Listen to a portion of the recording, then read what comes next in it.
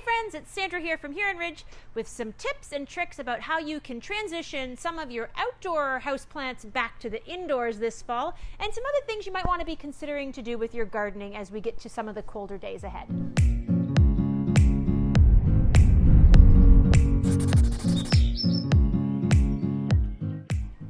So first off, unfortunately, we can no longer deny that fall has arrived. We are getting to some colder days. Now, the next few days, probably 10 days, looks like we've got some pretty nice temperatures yet, especially overnight. But then we're going to transition into single-digit temperatures, which means it's time to get those tender plants, any house plants you have outside, any bulbs that you want to dig up and save for another year, indoors. So just thought I would go over some basic tips and tricks for you so that you can have success in doing that. And I brought along a couple of my own plants that have been outdoors that I'm going to try to transition back indoors to give you some ideas. This is my crazy succulent that I planted up in the spring and put outdoors. Now, this plant was very lopsided when I started, and so I put it in this really heavy container so that it wouldn't tip over. I'm going to turn it a bit so you can see. It really does grow off to the one side, but it clearly liked where it was sitting because it's been flowering like crazy this last little while, and it's gotten kind of humongous. So, some of the basic things that you need to remember when you're transitioning your houseplants from outdoors back to indoors is that you want to take this time to, first of all, groom them and trim anything off of them that needs to be cleaned up. Bringing your houseplants from outdoors to indoors is a pretty big shock for them, so you want to make sure that you give them the best possible chance of surviving. Houseplants aren't going to generally thrive through the winter months. They're going to kind of go into a not really dormant stage, but they're not going to grow much over the winter. So with this one, the first thing I'm going to do is pick out any dead leaves, any refuse that's kind of hanging out in here. Unfortunately, I had some barnyard animals that took some nibbles off of it, some ducks that were kind of chewing on it this summer. So I'm just going to make sure that anything that they damaged comes off, because I don't want to take any sort of damaged material into the house. It's just going to make it that much harder. So for example, this leaf here was half dead, so I'm just going to remove that whole leaf. Okay, and actually I'm going to, believe it or not, I'm going to trim all of these flower stems off because I don't think it's going to be hard on my plant to take it inside to begin with, so I want to stress it out as least a bit as possible, which means I'm going to take all these big tall flower stems off, and hopefully it won't freak out too much when I take it indoors. So I got all the dead stuff out the bottom. Now with this succulent, I'm just going to go in as close to the base as I can and trim off these flower sticks. Honestly, to me, I don't really like them. Some people are going to probably think that it's really sad that I'm cutting these babies off, but they're kind of crazy. Now, if I wanted to, I could try to propagate these by putting these succulent leaves in dirt, and they will grow roots and start to germinate and create new succulents. But honestly, I think I'm just going to let that go for this time around. I'm going to trim off these crazy flower stems.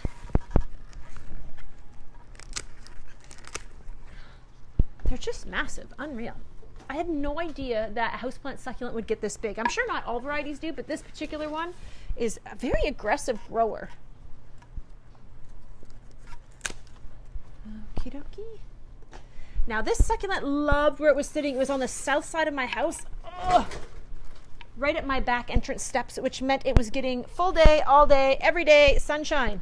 So it's going to be quite a change for it to go indoors. Even in the brightest window, nothing compares to sunshine outside.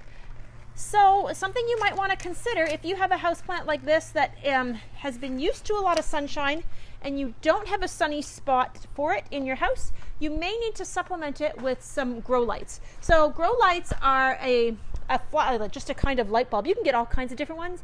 You can get some that are like light bulbs. You can get some that are like a whole bar light system. It depends how complicated you want to get. These I have at my house. It just looks like a regular light bulb that you screw into a standard floor lamp, whatever you have, and it produces a light that your plants can use to grow. So a regular light bulb doesn't do that, but these are grow lights. They're called a full spectrum light bulb, and they're for growth and propagation of plants. So if you don't have a bright enough spot, look into getting these. We have them here. I'm sure you can get them on Amazon or your hardware, well, maybe not hardware stores, but I know you can get them on Amazon and you can get them at greenhouse and garden centers. So if you can't make it out to see us, there's other ways to get them. Okay, so now I've got this cleaned up and trimmed up. And the next thing I'm going to want to do is spray it for bugs. Now, there's lots of different ways you can spray for bugs. You can make a homemade solution with soap and water, and I believe it's a little bit of rubbing alcohol. You can find recipes for that. We also sell insecticidal soap or horticultural oil as your other option. So this is a concentrate. You mix it in like a dollar store spray bottle. This is ready to use, and you just start spraying. And you're going to want to make sure that you spray top and bottom of all of your leaves and really get in there so that you don't have anywhere for bugs to hide. Odds are pretty good, well, not pretty good, but it certainly isn't uncommon to bring in a houseplant from outdoors and they could be something hiding in there that you can't even see. Spider mites are so small that until the infestation is really, really bad, you can't even see them. Mealybug's a little more obvious. You definitely want to get rid of that. The other thing you might want to consider is even after you've sprayed your plants, leave them outside, let them drip off, dry off. And you may want to put them into a little separate area of your house for a few days, just so you don't infest. If you do bring bugs in, you wouldn't pass them on to any other houseplants that you have. But it's definitely a good idea to use a spray, even a couple times, a few days apart, to make sure that you're getting all of those pests taken care of before you bring them back into your house and introduce them to your other plants. So really, all I'm going to do is I'm going to take my spray, and like I said, I'm going to get right in there.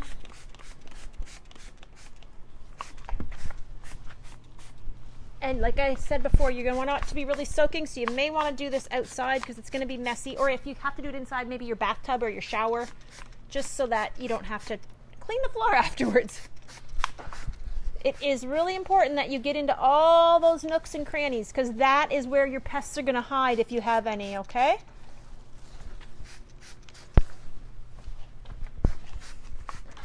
Awesome. So I'm just going to let that drip off. And I'm going to go to work on my Griffin begonia. So I'm going to set this guy down. Moving on to my Griffin begonia. Believe it or not, this was like this big when I planted it way back in the early spring. And it's grown so beautifully and is so magnificent, I'm going to try to winter it over. Again, I'm just going to go through and trim off. There was some spots where the leaves got damaged when I was bringing it to the greenhouse. I was going to trim those off. And I may give it a little bit of a haircut, just quite simply because it's so big to bring it indoors. You can remove a good bunch of a plant without really harming it. In fact, you promote new growth from the center when you do give it a haircut. So after I'm done trimming off some of these deader pieces here, I'm also going to trim off some of the healthy top part, just so it's a little easier to manage. I'm going to trim off a good bit. You could probably trim off up to half of the plant without really damaging it. It'll come back. Believe it or not, it'll inspire new growth from the bottom and the middle, and it'll probably end up fuller and more lush in the coming weeks and months if you give it a haircut when you bring it in. Again, your plant isn't going to grow a ton through the winter months. It's going to survive, but it's not going to thrive. And for that reason, I don't really fertilize my houseplants in the winter either. Okay, I don't think I want to trim it more than that. It used to be really tall. Now it's a little more squat looking, but that's okay for where I want it. And you can tell at my house which direction was facing out because this side is kind of bald. So I'm hoping that once I get it home, I'm going to put it in a window that's facing a bit, the bald side I'm going to face towards the window so it'll promote growth. Now, begonias are a fairly low light plant, so I don't have to worry quite as much about supplemental light, but even in the winter months, I'm going to want to keep it pretty close to a window so that it gets some natural light. If you don't have insulated windows, you do have to be a bit mindful that you don't want your plants to get too cold. So you may have to pull them away from non-insulated windows. Otherwise, they're going to get a little bit chilly. Okay, so I think that guy's trimmed up the way I want. And so again, I'm just going to take my insecticidal soap and go underneath, as well as on top, all the way around. And because there's so many leaves, I'm definitely going to want to do this probably a couple days apart just to try to make sure I get everybody, because it's really hard to cover everything. Oh, there's another dead leaf I want to pull out. That guy can be gone.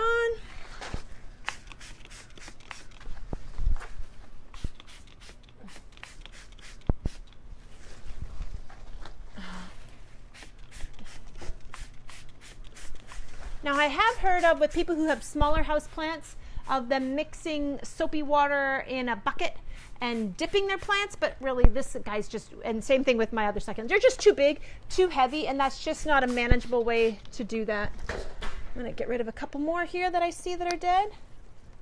And then I think this guy is ready to go to my living room. And we're gonna hope for the best. We'll see what he does this winter. Now, as well as trimming and grooming your plants, it may also be a good opportunity now when you're inspecting everything to take time to replant some houseplants. General rule of thumb that we have here at the greenhouse is you only want to make your, when you upsize or repot a plant, you only want to upsize it by 1 pot size. So for example, this guy here is only going to go into a pot this much bigger, which basically gives you, if you put it in there, there's like, I don't know, 1/2 inch all the way around to upsize it. Some plants are really particular, and snake plants are one of them. They do not like to have a lot of room in the pot. They prefer to have their roots a bit crowded. So you can see we don't even worry about repotting these until they're so big that they start to warp the side of the pot, okay? And then the other thing you have to keep in mind is that everything, when you repot it, you're disturbing the roots. So you're just gonna be a little bit patient with it. It probably won't show any signs of growth for a little while, and sometimes things might almost look a little stressed when you've repotted them, and it's because they're just not used to that change in their roots, in the soil, in the moisture, and they sometimes freak out a little bit, but they should recover well and do good for you. Again, when you're using houseplant pots, if you don't have drainage and a saucer system, you're gonna wanna make you want to make sure you don't overwater, and one way that you can help with that is by putting something like clay pebbles in the bottom that we have here, just to put a little thin layer so that you would have a little bit of a drainage spot. Clay pebbles are also great if you do propagating. You can propagate in these clay pebbles. We have them just in little bags for sale at the greenhouse here. That's another tip for you for repotting. Pots like this, you can actually also knock the holes in the bottom, so if you'd rather have a drainage hole and a saucer, that's another great option for indoors at your house. Now, aside from houseplants, there may be a few other things that you want to rescue from your garden beds before they get frosted. One of which may be a calla lily. Calla lilies grow beautifully in flower beds. This guy I kind of rescued him. He wasn't looking so good, and he did really quite well in my flower bed all summer. I just dug him up this morning, and I'm going to put him into this pot and keep him in the house for the winter time. So he's going to become a house plant, even though he was a flower bed plant this summer.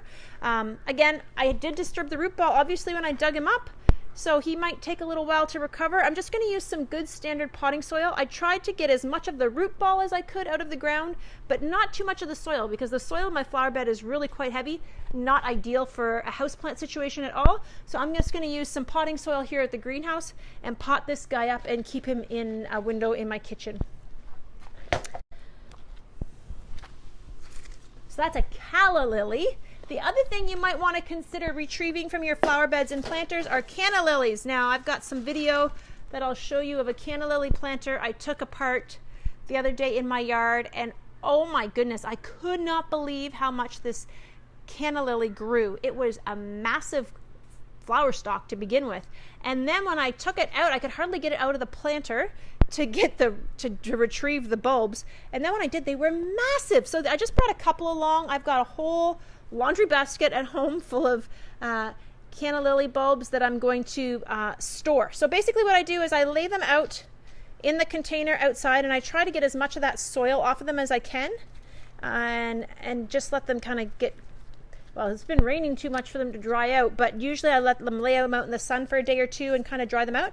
And then I take these into a cardboard box and I put them in my cold storage in my basement, where I store my potatoes and carrots and onions and that sort of thing. And I'll store them for the winter. I bring them out in the early spring. Usually I start them indoors, plant them up in pots so they get a bit of a head start. You could just put it directly in the ground after frost. It's just going to take you a bit longer to have results, but you can winter over your canna lily bulbs, okay? Same thing with your dahlias, your gladiolus. Think of them in terms like that you can dig up those tubers and save them to replant for next year. So now's the time to be doing that sort of stuff, folks. It's definitely not getting warmer, unfortunately. I thought we might get a few more warm days, and maybe we still will towards the end of the month, but it's definitely getting to that time where you want to take advantage of those warmer days to do some of these end of the season yard jobs, and get those tender plants indoors and ready for the winter months. If you have any questions, please leave them in the comments. I'd be happy to do my best to answer them for you, and we hope you have a great day. Thanks.